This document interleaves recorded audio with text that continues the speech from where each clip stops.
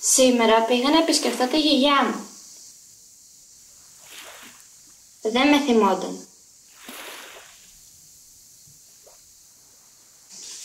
Προσπάθησα να την κάνω να θυμηθεί, δείχνοντάς της κάποιες φωτογραφίες που είχαμε βγάλει μαζί.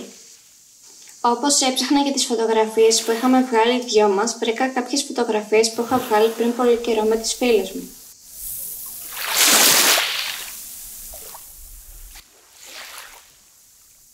Αφού βρήκα τις φωτογραφίες της γιαγιάς μου, τις έδειξα.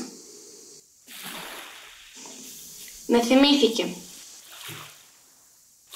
Μετά μου ζήτησε να της φέρω το παλιό της ασημένιο κουτί. Μου είπε ότι ήταν το κουτί των αναμνήσεών της. Μου έδειξε μία πέτρα που της είχε δώσει ο αδελφός της όταν ήταν παιδιά.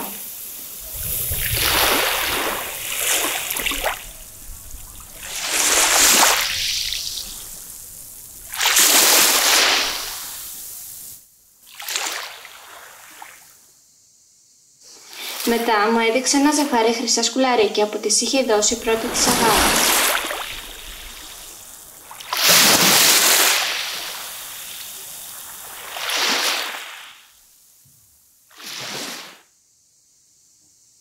Μου είπε ότι ήθελε να μου τα δώσει και μου τα φόρεσε στα αυτιά. Με αγκάλιασε και μου είπε «Σε ευχαριστώ που με βοήθησες να θυμηθώ».